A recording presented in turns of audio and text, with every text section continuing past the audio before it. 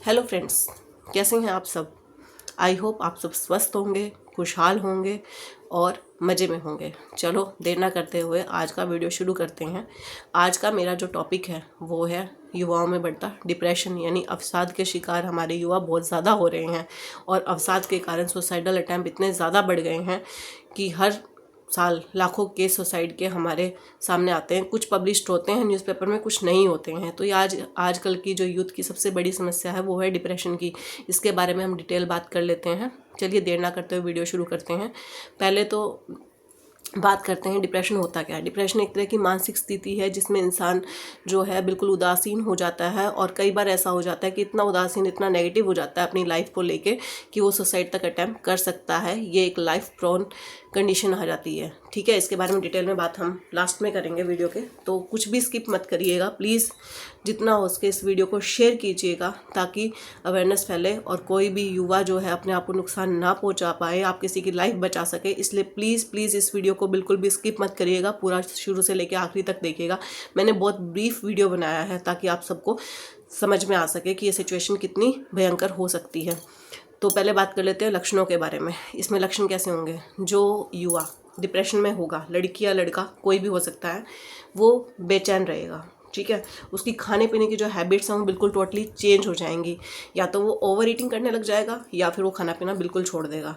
ठीक है, उसके बाद उसकी जो डिसीजन मेकिंग पावर होगी, एक बार कहेगा ऐसा होना चाहिए, एक बार कहेगा वैसा होना चाहिए। मतलब डिसीजन मेकिंग जो उसकी पावर है वो पहले से चेंज हो जाएगी। मतलब उसमें अंदर सेल्फ कॉन्फिडेंस बिल्कुल घट जाएगा। ठीक है, उसके अलावा या तो बहुत ज़्यादा सोएगा या फिर उसको नींद आनी बिल्कुल बंद हो जाएगी। ठीक है, बेचैन होकर घूमता रहेगा, रात को भी नहीं सो रहा है, इधर उधर घूम रहा है, तो ओवर थिंकिंग करेगा। ठीक है, और अपने आप में मतलब उसमें क्या होगा, एंजाइटी, ओवर थिंकिंग की फीलिंग बढ़नी शुरू हो जाएगी। अपने मतलब उसके अंदर नेगेटिव थॉट्स डेवलप होंगे और कहीं ना कहीं उसकी बातों में वो चीज़ दिखेगी कि कोई भी काम के लिए बोलोगे ये काम तो बहुत मुश्किल है, कोई भी कुछ भी कहोगे कि ये कर लो ऐसा हो जाएगा, आपके लिए ये बेनिफिशियल है, या ये नौकरी वो कर लो है, ये नौकरी तुम्हारे लिए अच्छी है, तो वो कहेगा नहीं मैं तो नहीं कर सकता, ये बहुत डिफिकल्ट है। मतलब उसके अंदर नेगेटिविटी इतनी डेवलप हो जाती है, उसे हर काम मुश्किल लगने लग जाता है।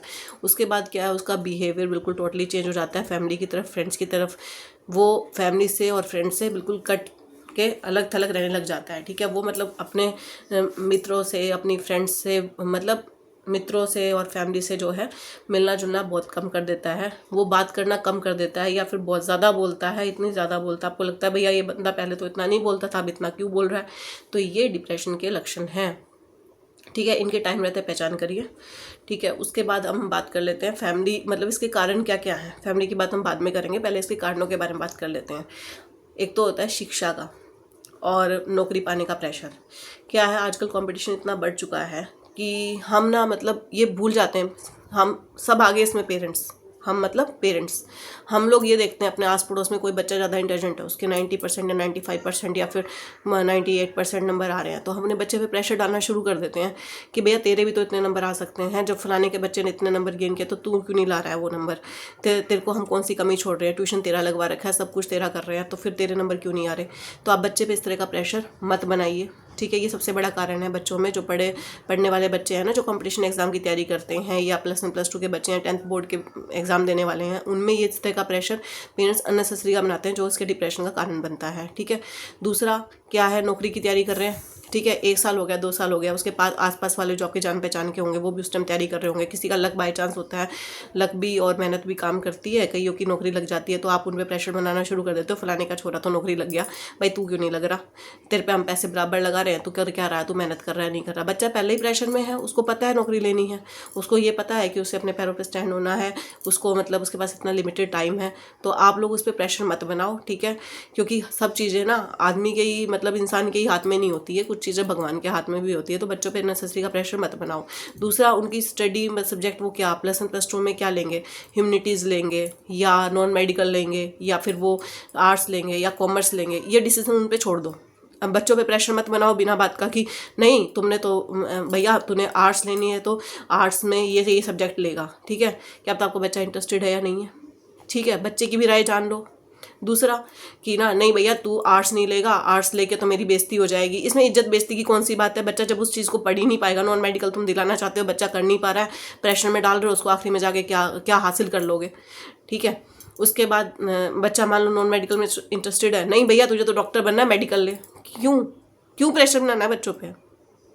इसलिए मैं पेरेंट्स से यही कहूँगी, ये सबसे बड़ा कारण है डिप्रेशन का युवा में, तो पेरेंट्स को समझना चाहिए। तीसरा क्या है, पेरेंट्स अपनी लाइफ में इतने बिजी हो चुके हैं कि वो जानना ही नहीं चाहते उनके बच्चों की लाइफ में क्या समस्याएं आ रही हैं, उनकी लाइफ कैसी चल रही है, क्या चल रहा है उनकी लाइफ में।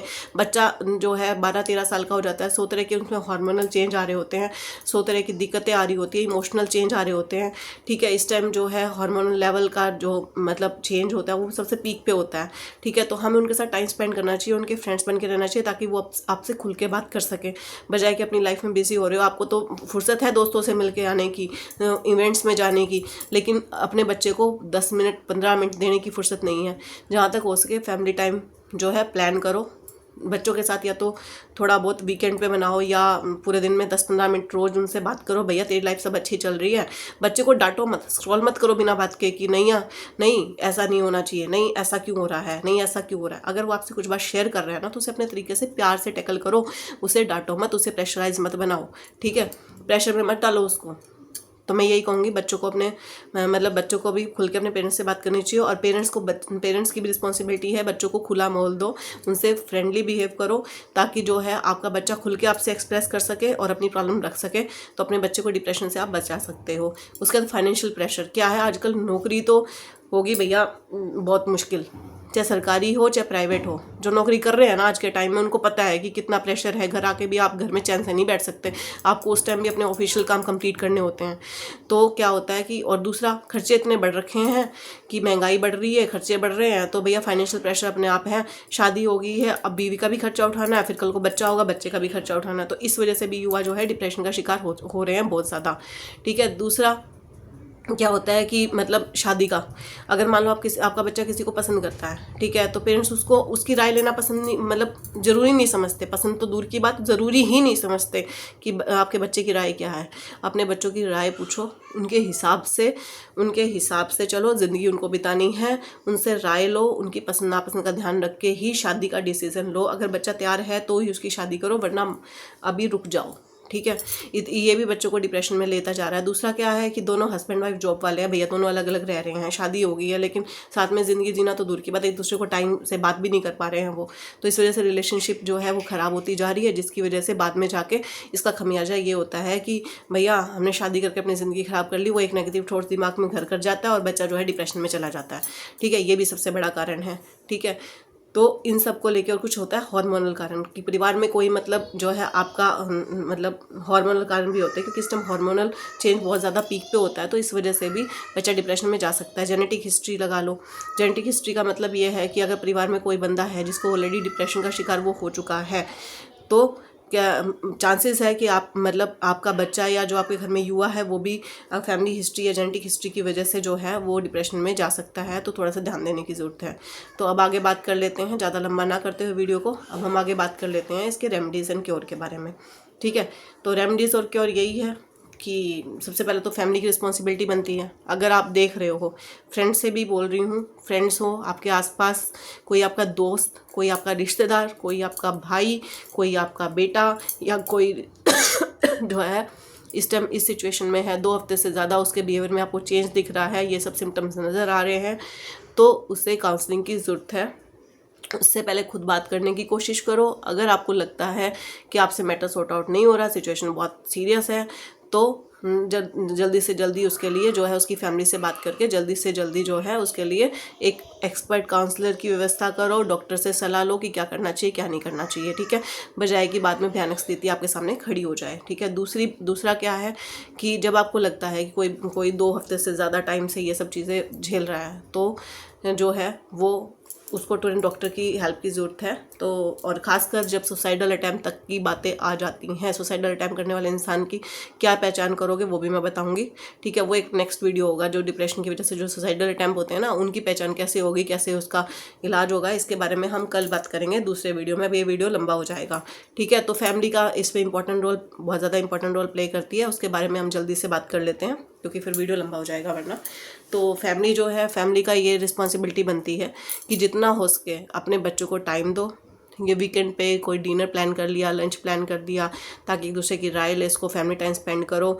ठीक है, अगर नौकरी वाले हो तो। नहीं तो बच्चे को 10-15 मिनट ज़रूर से ज़रूर दो। बच्चे की एक्टिविटीज़ पे ध्यान रखो कि बच्चे की बिहेवियर में क्या चेंज आ रहे हैं, किस टाइप का वो बिहेव कर रहा है, उसकी लाइफ में क्या चल रहा है, उसका पता आपको होना चाहिए। घर का माहौल खुशनुमा रखो। प्रेशराइज खड़ूस बाप और खड़ूस माँ जैसा बिहेव मत करो। बच्चे को फ्रेंकली माहौल दो, तो अपने बच्चे को आप डिप्रेशन से बचा सकते हैं। इतना ही मैं कहना चाहूँगी। ठीक है, सुसाइडल अटैम्प्ट डिप्रेशन की वजह से जो होते हैं उनके बारे में मैं कल वीडियो लेकर आऊँगी। अगर आपको मेरा वीडियो पसंद आता है तो मेरे वीडियो को लाइक करें, शेयर करें और मेरे चैनल को सब्सक्राइब करें। धन्यवाद।